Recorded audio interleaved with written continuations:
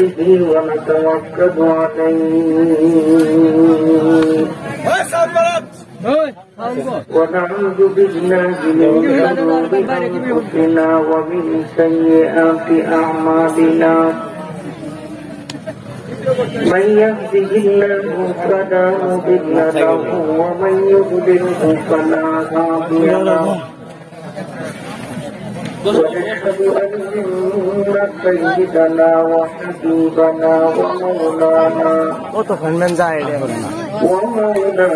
محمدا عبده ورسوله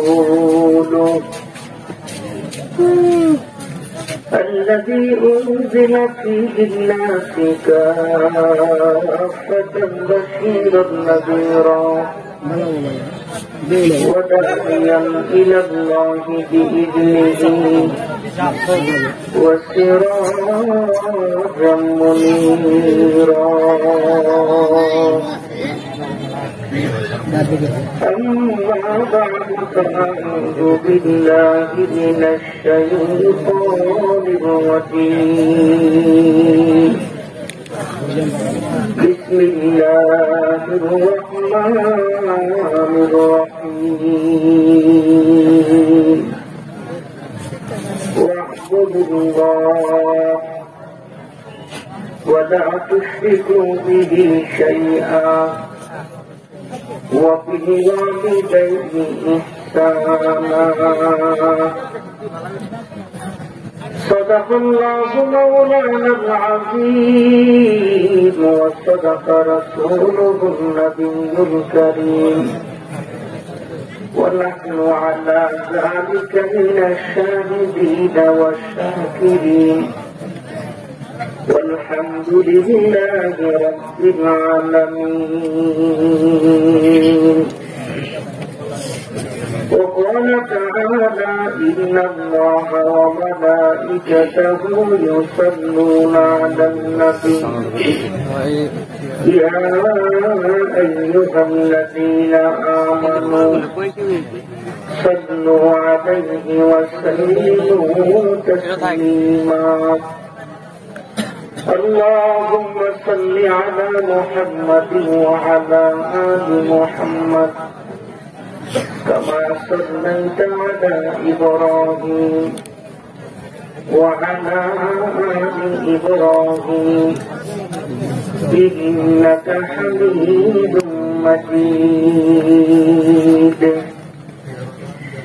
اللهم بارك على محمد وعلى آل محمد كما باركت على إبراهيم وعلى آل إبراهيم إنك حميد مجيد بلغ العلا بكماله كشف الدجى بجماله حسنت جميع خصاله صلوا عليه وآله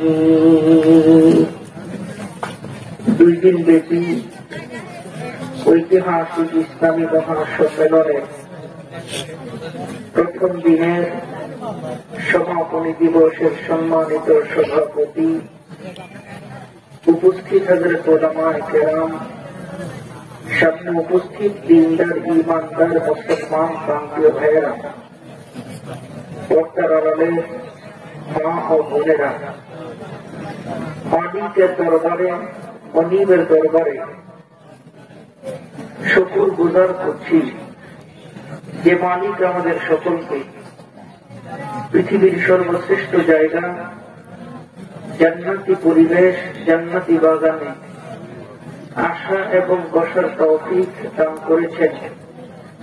এজন্য সেই মালিক সে মনিবের দরবারে মুসলমান হিসেবে যেমন আওয়াজ হওয়া দরকার ওরকম আওয়াজ করে জবান খুলে প্রাণ ভরে মহাব্বতের সাথে সউচ্চ কণ্ঠে সবাই বলি আলহামদুলিল্লাহ। আমি আলোচনা এত লম্বা করব না, আপনাদের ধৈর্য না কুলায়। আলহামদুলিল্লাহ প্রতিদিনই তো কথা বলি, মানুষের মন মানসিকতা অন্তত পক্ষে আমরা বুঝি। সুতরাং আমলের কথা লম্বা চূড়া হবে না, অল্পই যথেষ্ট। তবে নিয়ত করেন একটা, আমিও করি।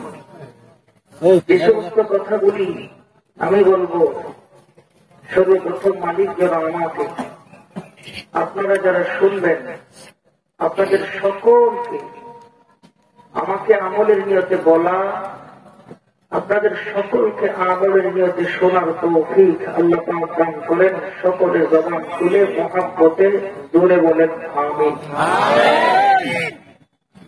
আমি আমার আলোচনা শুরু করার পূর্বে আপনাদের কাছে একটি প্রশ্ন রাখতে চাই। জোরে জবাব দিলে আল্লাহ খুশি হবেন, তবে জবাবটা দিল থেকে দিবেন। বলেন তো দেখি আমাদেরকে এই জায়গায় আনছে কে? এতগুলি মানুষ আল্লাহর নামটা যদি জোরে নেন আওয়াজ আরো অনেক বেশি হবে। যেই নামে কোনো ক্ষতি নাই, যেই নামে শুধু লাভ আর লাভ। আবার আমি আপনাদের কাছে প্রশ্ন রাখতে চাই, দিল থেকে জবাব দিবেন, জোরে দিলে আল্লাহ খুশি হবেন। আমাদেরকে এই জায়গায় আনতে পেয়ে আল্লাহ। আমার মতো বহু মানুষ এখন পর্যন্ত বাজারে ঘুরতেছে, ভিতরে আসতে পারে না। তৌফিক তৌফিক নসিব নসিব তকদীর তকদীর, এটা লাগে। আমি আপনাদের সামনে কোরআনে কারীমের আয়াত তেলাওয়াত করেছি।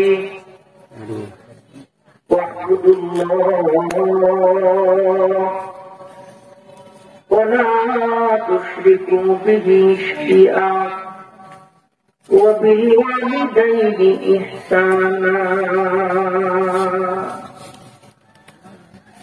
রব্বে কারীম লেনদেনের কথা বলেন, লেনদেন কথা বলেন মালিক। দুনিয়াতে ওই মানুষটাকে সবচাইতে ভালো বলা হয় যেই মানুষের লেনদেন বড় পরিষ্কার। রব্বে কারীম বান্দার সঙ্গে লেনদেনের কথা বলে আল্লাহ বলেন, আমি মহান আল্লাহ, তোমাদের কাছে দুইটা জিনিস পাও না, তোমরা আমার কাছে একটা জিনিস পাও না। আমার দুইটা পাওনা আমি আল্লাহকে দিয়ে দাও, আমি আল্লাহ তোমাদের একটা পাওনা দিয়ে দিব। নাম্বার 1, ও আবুদুল্লাহ, একটু জবান খুলে জুড়ে বলেন ইবাদত করব।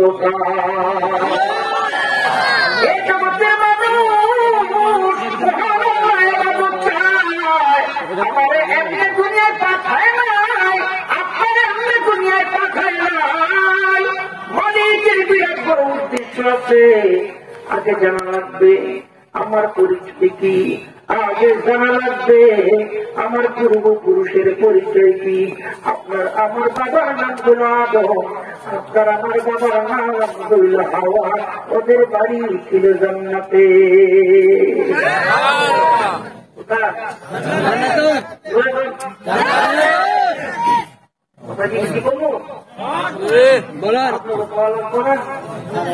আমাদের আব্বা আম্মার বাড়ি জবান খুলে ধরে গন্ত আব্বু বাড়ি হলাম না, আলহামদুলিল্লাহ জোরে করে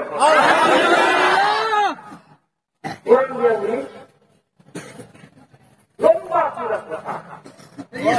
জান্নাত থেকে বের হয়ে যাবে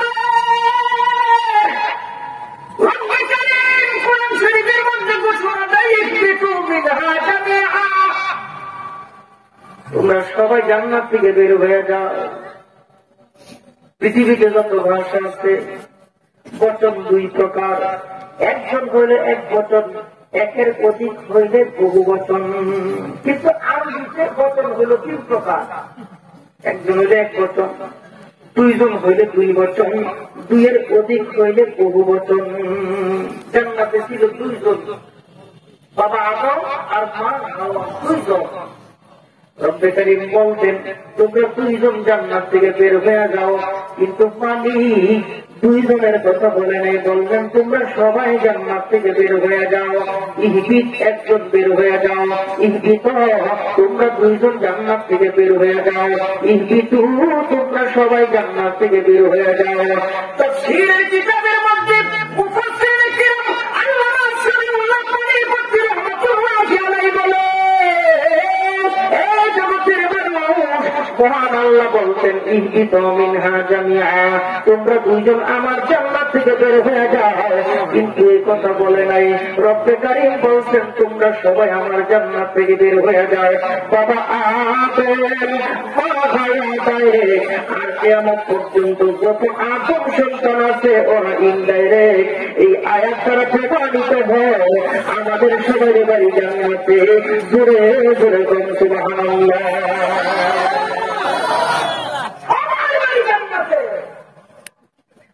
জান্নাত থেকে আল্লাহ ক্ষণিকের জন্য দুনিয়ায় পাঠাইছে আমল পরীক্ষা করার জন্য। কি তুমি দুনিয়ায় করো, কয়টা মিথ্যা কথা কর, কয়টা সত্য কথা কর, কয়টা মানুষকে ধোকা দাও। নির্বাচন আইলে তো অবস্থা বড় খারাপ, রাস্তা করবো, ব্রিজ করবো, এই করবো সেই করবো, পরবর্তীতে দেখা যায় টয়লেট সুদ্ধা গেলাম।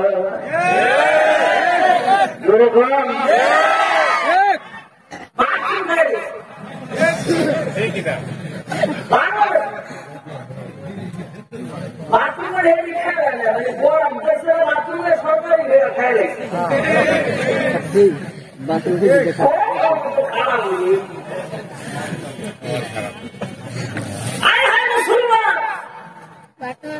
আমাদের মসজিদে কি আছে আমাদের মুরব্বীদেরকে জমিন থেকে উঠাই নিয়ে যাইতেছে। লক্ষণ বেশি বলা না, আমার সুফি নাই লক্ষণ বলা না, বাবন গুড়ি নাই লক্ষণ বলা না, আল্লামা নূর হোসেন কাসিমি নাই লক্ষণ বলা না। নসিবে খারাপ আছে কেন? আল্লাহ নবী হাদিস শরীফের মধ্যে বলেন বাদিরু সিস্তাম বিল মাউত ইমরাতাস সুফাহা ওয়া কাসরাতাস সুরা ওয়া বাইআল হুক ওয়া ইস্তিগফাফান বিদ্দাম ওয়া কাতিয়াতার যিহনি ওয়া নাশা আইয়াতাযুদুনাল কুরআনা মাযামিরা। ছয়টা জিনিস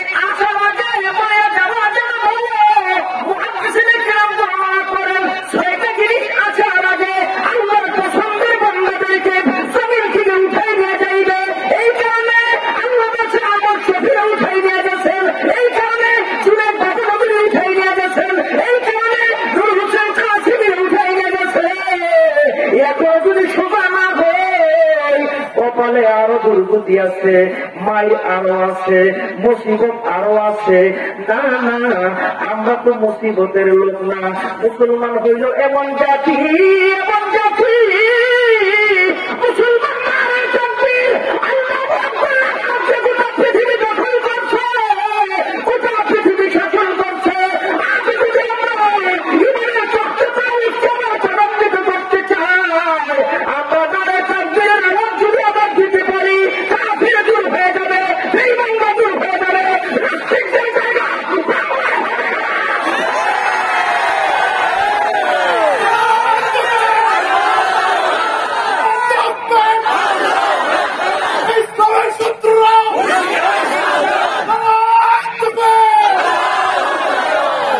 আমরা যদি পুতায়া যাই চাইলে মায়ের শেষ আমার কপালে নাই। দূরে করছি মুসলমান কি মনে করে?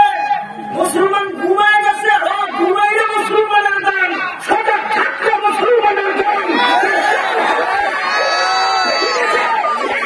মুসলমান থাকতে আসমানের ধ্বংস হবে না, মুসলমানের উঠিয়ে আসমান থাকবে, জমিন থাকবে, মুসলমান না থাকলে দুনিয়া থাকবে না।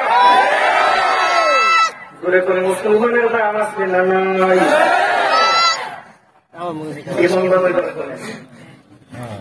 ছয়টা জিনিস আশা লাগে আল্লাহর পেয়ারা বান্দাদেরকে জমি থেকে উঠাই নিয়ে যাইবে। আমি বলবো হাদিস, আপনারা মিলাইলেন, কি মিলাইলেন? এই 6টা জিনিস বর্তমান জমানায় আছে না না, এগুলো আপনারা মিলাইবেন, আলী আলী রসুলের হাদিস বর্ণনা করেন।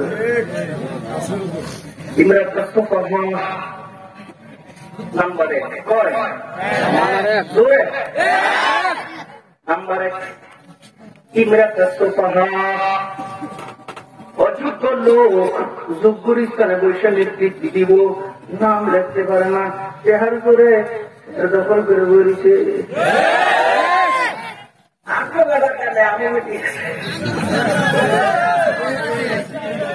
লোকটার যোগ্যতা নাই, অযোগ্য লোক যোগ্যর স্থানে বসে নেতৃত্ব দেয়, এটা কিয়ামতের আলামত।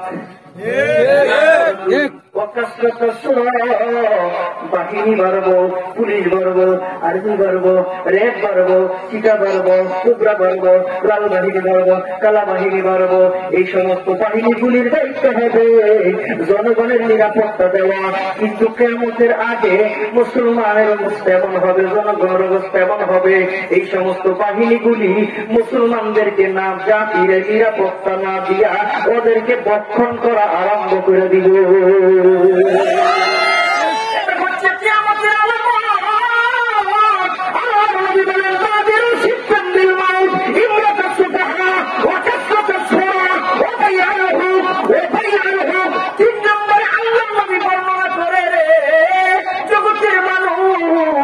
বিচারের আদালতে বিচার থাকবো, কিন্তু যার বেশি হইব তার পক্ষে রায় হইব।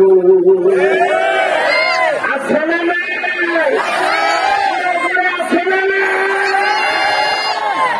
আমার শরীরে উঠাই নিয়ে গেছে, এই কারণে জুনাদ বাবু নজরে উঠাই নিয়ে গেছে, এই কারণে নূর হোসেন কাসিমিরে উঠাই নিয়ে গেছে।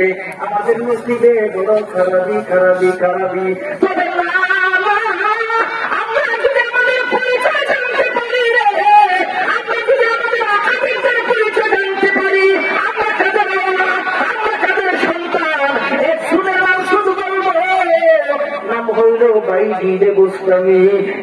তিন দিন স্বপ্ন দেখছে, মহান আল্লাহ ডাকিয়া কয় বাইজি 5 লক্ষ পাদ্রীদের সমাগম হবে, যা ওর ভিতরে যা। ও মালিক কেমনে যাইব? পাদ্রীদের পোশাক গায়ের মধ্যে লাগাইবে। আমি বাইজি পাদ্রীদের পোশাক গায়ে কেমনে লাগাইবে? বাইজি কাম যেতে আল্লাহ আমার পক্ষে সম্ভব না, মালিক সবটা যদি ডাকিয়া কয় বাইজি রে আমার একটা ইশারা আছে, আমার একটা মনের তামান্না আছে, আমার একটা বড় কারিশমা আছে, আমি তোর মাধ্যমে কারিশমাটা দুনিয়ায় প্রকাশ করব। হুকুম আল্লাহ লঙ্ঘন করার কোন সিস্টেম নাই। বাইজি পাদ্রীদের পোশাকের মধ্যে লাগাইয়া 5 লক্ষ পাদ্রীদের জামাতের ভিতরে ঢুইকা গেছে, 5 লক্ষ পাদ্রীদের জামাতের ভিতরে ঢুইকা সদ্য বেশে বাইজি পয়সা রইল। এবার 5 লক্ষ পাদ্রী উস্তাদ রেডার দেখে, ও তো আমরা প্রতি বছর তোমার কাছে আই, তুমি কোন কথা কও না, দিক নির্দেশনা আমাকে দাও না, কোন কথা আমরা শুনতে পাই না, আজকে তোমার ছাড়ব না। আমরা কিন্তু সর্বোচ্চ উপস্থিতি আছে, 5 লক্ষ জমায়েত, সারা দেশ থেকে আমরা আসছি, সারা জগৎ থেকে আমরা একসাথে জমা হয়েছি। আজকে তুমি মন খুলে আমরা কথা কইবা, আমরা শুনবো। এবার কুচার দেখো কেমনে বলবো, এই জায়গায় তো আছে একজন মোহাম্মদী, আছে একজন মোহাম্মদী, জবান তুলে জোরে কোন প্রয়োজন, একজন মোহাম্মদী। এই কারণে বলবো পারবো না, তার যে কই দেখে দেন কতল কইরা দেয় না, কতল করা যাবে না। তাহলে কি করবো? ওরে আমি প্রশ্ন করবো, প্রশ্ন, ওই প্রশ্নের জবাব যদি না দিতে পারে আমি নিজে কতল করবো। 1টা 2টা 3টা না, একসাথে বৈশা 62টা প্রশ্ন করছে বাইজি। বলো বলো, 1 যার 2 নাই, 2 যার 3 নাই, 3 যার 4 নাই, 4 যার 5 নাই। বলো বলো বাইজি, বাইজি যে প্রশ্ন করতে দেরি, বাইজি সমান খুলে খুলে জবাব দিতেছে, জবাব দিতেছে, 65টা প্রশ্ন একসাথে জবাব দিয়ে দিচ্ছে। এবার বাইজি যাকে 62টা প্রশ্ন আমার করলা, আমি জবাব দিয়ে দিব, জবাব দিয়ে দিলাম। এবার আমি জনগণের সামনে তোমাদের পাদ্রীদের জমায়েত আমি তোমার একটা প্রশ্ন করব। এবার পাদ্রীদের জমায়েতের ভিতরে ডাক যেতে হা হা করো। তুমি যদি আরো প্রশ্ন থাকে তুমি আরো করো। তুমি যেহেতু ৬২টা প্রশ্নের জবাব দিচ্ছ, আমাদের তোমার জবাব দিয়ে দিবে। এবার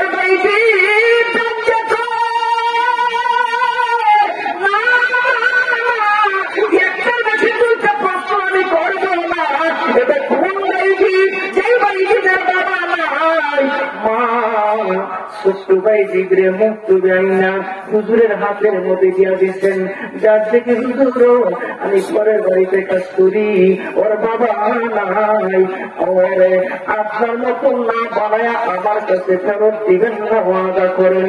হুজুরে ওয়াদা করায়া এই বাইজিতে, ছোট বাইজিতে হুজুরের হাতে দিয়া বাইজিদের মা পরের বাড়িতে কাজ করে। আমার ভাইয়েরা ছোট্ট মানুষ, একদিন, 2 দিন, 3 দিন পরে বাইজি কান্দে মায়ের জন্য। যার থেকে হুজুরও আমার মা চেহারাটা দেখতে মনে চায়, মার সঙ্গে সাক্ষাৎ করতে মনে চায়। হুজুর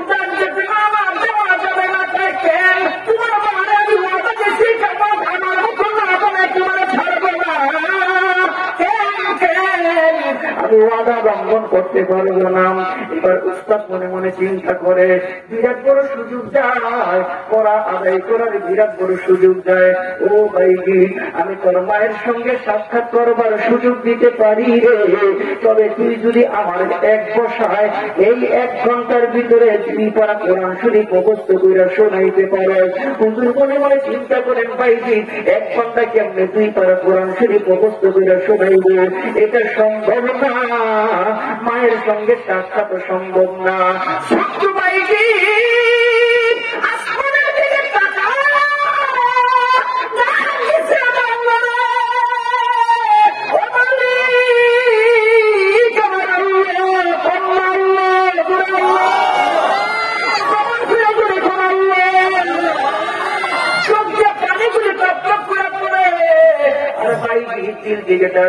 মালিক কালাম না তোমার সব তুমি পারো, কালাম তোমার সব তুমি পারো, মেহেরবান খোদা গো তুমি একটু মেহেরবানি কইরা তোমার কালামটা আমার সিনার ভিতরে ঢুকায় দাও।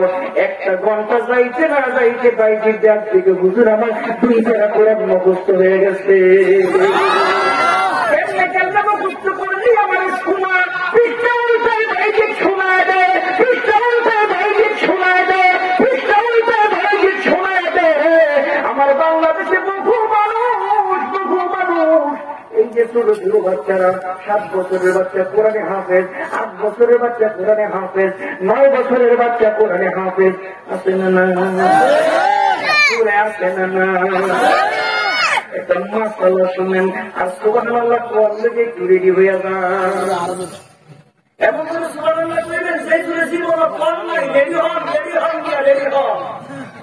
বন্ধুগণ আমার, এই ছোট বাচ্চা যখন লেখাপড়া করে কোরআন শরীফের তেলাওয়াত করে বিশ্বনবী জাহানের বাদশা নবী মুহাম্মদ সাল্লাল্লাহু আলাইহি ওয়াসাল্লাম দাঁড়িয়ে কয়, একটা অক্ষর পড়লে বুঝা পড়ুক আর না বুঝা পড়ুক, আমি কি পড়লো পড়ার সঙ্গে সঙ্গে বান্দার আমল নামায় মহান আল্লাহ 10টা নেক লিখে দেয়। এই বাচ্চাটা কোরআন শরীফ তেলাওয়াত করে, একটা বাচ্চা কোরআনের হাফেজ হইতে কত লক্ষ বার তেলাওয়াত করা লাগে আপনারা বুঝবেন না, একটা পৃষ্ঠা কত 1000 বার তেলাওয়াত করা লাগে আপনারা বুঝবেন না। এবার যদি কেউ জিজ্ঞেস করেন হুজুর এই বাচ্চার নাম এই বাচ্চার নাম এই বাচ্চার আমল নামার খাতায় কোনো খুলে দেয় নাই, ওর আমল নামা গুলি চাই কই সুবহানাল্লাহ করলে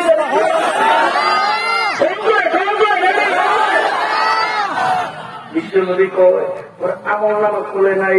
ওই 7 বছরের বাচ্চা, 8 বছরের বাচ্চা না বাবা খাওয়া দ্রুত কোনো কিছু লেখা হয় না, তাইলে সব হৃদয় কয় আমার বিশ্বনবী কয় এই বাচ্চা যখন কোরআন শরীফের তেলাওয়াত করে, এই বাচ্চা যখন কোরআন মুখস্থ করতে যতবার তেলাওয়াত করে, এক একটা হরফের বিনিময়ে 10টা সূরা, কত কোটিবার তেলাওয়াত করে এক একটা লক্ষ, কত লক্ষ বার তেলাওয়াত করে এক একটা লক্ষ। এই বাচ্চা যত তেলাওয়াত করে নামা তার আব্বা আম্মার আমল নামায় জমা হয়ে যায়। লস নাই, লস নাই, লস নাই। ভাইজি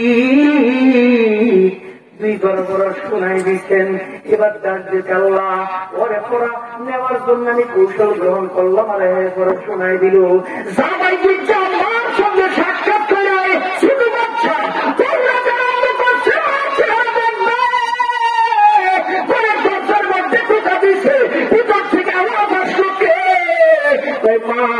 আমি বাইজিদ, আমি বাইজিদ। এবার মা ডাক দেখো না আমার বাইজিদ হইতে পারে না। কয় কেন? আমার বাইজিদের উস্তাদ ওর মতন না বানায় আমার কাছে ছাড়বে না। এটা আমার বাইজিদ না, এটা আমার সন্তান না। ওই বাইজিদ আমার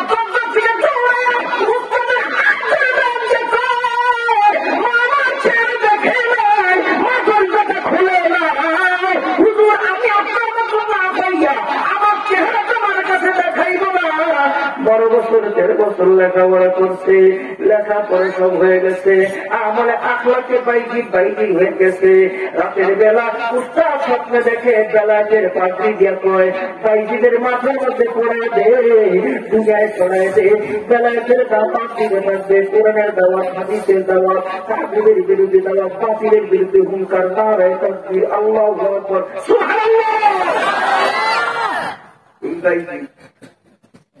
এই বাইজি আমার ভাইরা